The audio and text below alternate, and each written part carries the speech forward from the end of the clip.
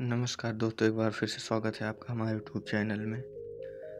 प्रधानमंत्री नरेंद्र मोदी के जन्मदिन पर अफ्रीकी देश नामीबिया से 8 चीते भारत लाए गए हैं।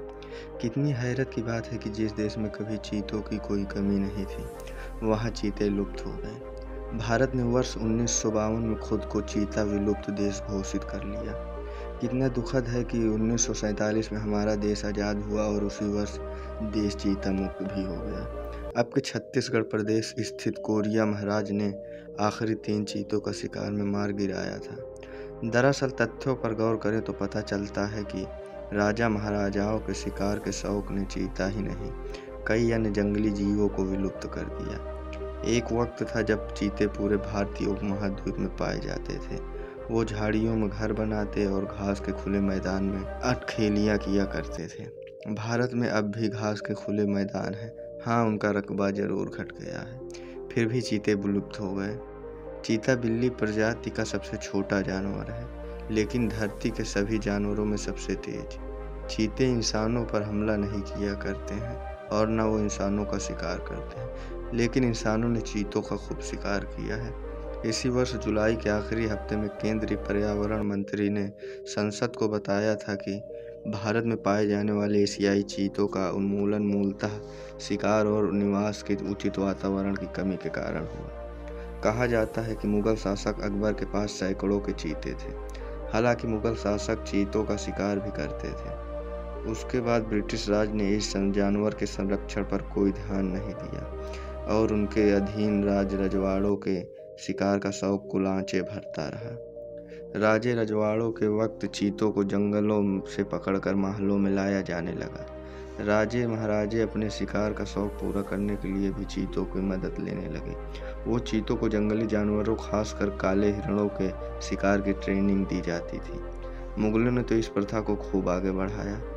Lions, चीताज and others in the Mughal landscape नामक पुस्तक में जंगली जीवों के इतिहासकार भानु सिंह ने लिखा है, मुगल बादशाह अकबर एक चीते को जयपुर में शिकार पर ले गए। उस इलाके में अब जयपुर का हवाई अड्डा है। वहाँ चीते ने इतनी फुर्ती से शिकार किया कि अकबर गदगद हो गए। बादशाह ने चीते के गले में आभूषण पहना दिया और ढोल नगाड़े बजाकर उसकी सराहना की। कहा जाता है कि अकबर ने 1556 से 1605 के अपने शासनकाल में करीब 9000 चीतों का संग्रह किया।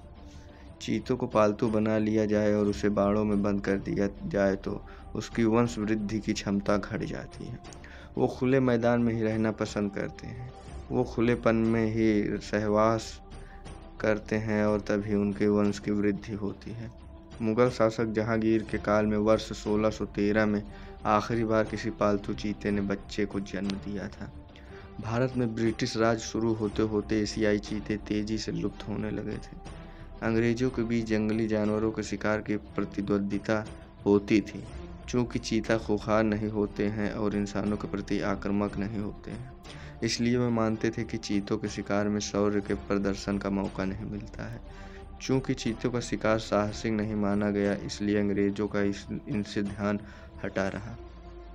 इसका असर यह हुआ कि ब्रिटिश राज में चीतों के संरक्षण पर भी कोई ध्यान नहीं दिया गया। दूसरी तरफ चीतों की कीमत भी कम मिलती थी। एक आंकड़े के अनुसार वर्ष 1870 से 1925 के बीच हर वर्ष सिर्फ 1.2 की औसत से चीतों का शिकार किया गया था। वहीं 1800 से 1950 के 150 वर्षों में 127 चीते मारे गए थे, जो सालाना औसतन 1 से भी कम का आंकड़ा है। हालांकि चीतों की संख्या उस तेजी से बढ़ी भी नहीं। इस कारण कुछ रजवाड़ों ने 20वीं सदी की शुरुआत में अफ्रीका से चीते आयात करने के शुरू कर दिए। 1918 में पहली बार चीते विदेश से मंगवाए गए और 1950 के दशक के शुरुआती सालों तक यह सिलसिला चलता रहा। हाथ में बंदूक थामे 3 मृत चीतों के साथ खड़े महाराजा रामानुज प्रताप सिंह देव की यह तस्वीर काफ़ी वायरल है। माना जाता है कि भारत के आखिरी 3 चीते वही थे। हालांकि यह दावा यह भी किया जाता है कि झारखंड में 1975 में एक चीता देखा गया था। बहरहाल मोदी सरकार में नामीबिया और दक्षिण अफ्रीका से चीतों के आयात की डील हुई और चीते भारत पहुंच भी आए। प्रधानमंत्री मोदी ने मध्य प्रदेश के श्योपुर में आयोजित एक समारोह में मौजूद भीड़ से चीतों के सम्मान में खड़े होकर तालियां बजवाई उन्होंने मध्य प्रदेश वासियों से कहा कि वो चीतों का ध्यान रखेंगे, उन्हें पूरा विश्वास है। आपको हमारा वीडियो पसंद आए तो लाइक सब्सक्राइब जरूर करें। धन्यवाद।